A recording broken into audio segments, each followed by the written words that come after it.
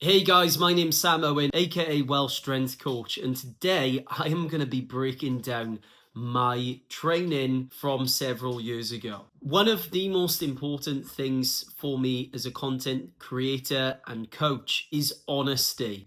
And this is why today I'm going to be talking about my journey as a coach, lessons that I've learned over the years, so that you do not have to make those same mistakes. My philosophy of how to train has changed considerably over the years. Looking back several years, I developed different periodization models, also known as quadrennial plans. Each of these periodization models followed a philosophy of training called undulating periodization. This was where intensity and volume would fluctuate not only every 3 weeks or every mesocycle, but also every macrocycle, which I would look at as a 12-week period. These macrocycles would make up a training year, and each training year had an assigned intensity to it, and these would also fluctuate year on year for the 4 years. And beyond that, every 4 years of training would also undulate, and this was planned out for me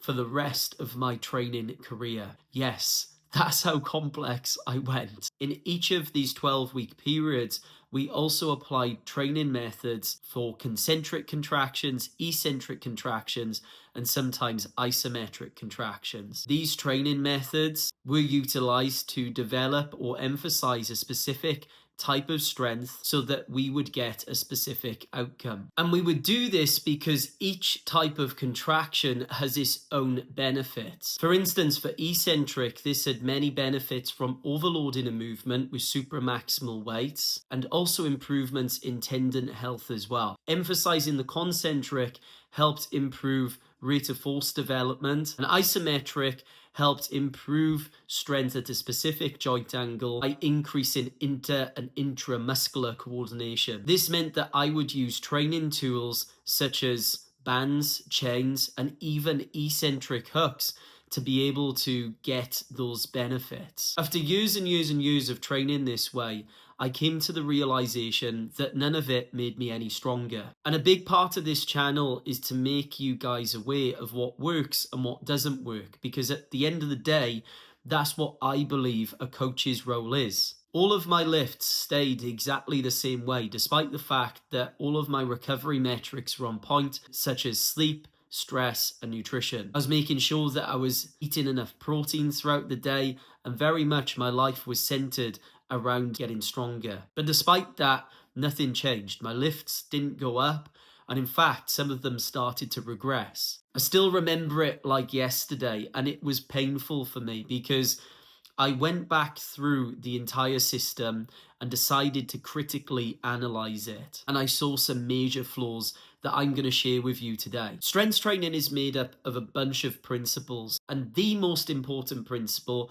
is something called specificity. If your training isn't specific, then you are not going to get any results. Now, with my old programming and system of training, something that was obvious to me straight away was that both exercise selection and load was not specific for the outcome that I was looking for. In terms of exercise selection, we would swap things around every few weeks, and this presented a big problem in my training. When you change a movement pattern, you are also changing the stimulus that it is providing to your body. And if you're changing the stimulus, you're also changing the stress. And therefore, your body is going to adapt to that stress in a slightly different way. Changing the stress over and over and over again means that you are not giving your body time to actually adapt to the training outcome that you are looking to achieve. Meaning that you're not going to pick up any momentum in your training. And anybody that knows anything about getting strong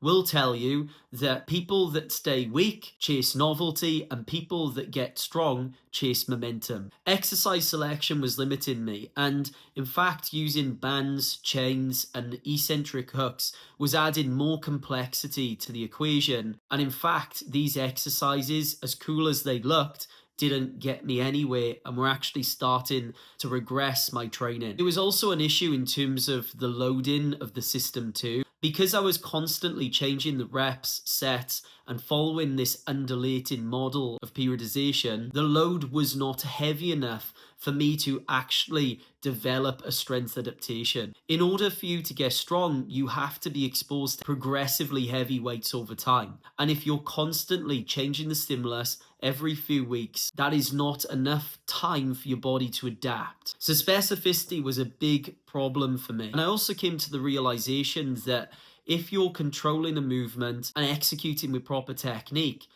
then that movement is also going to go through concentric, eccentric, and isometric phases anyway. So you're going to get all of the benefits from doing that movement just with good technique.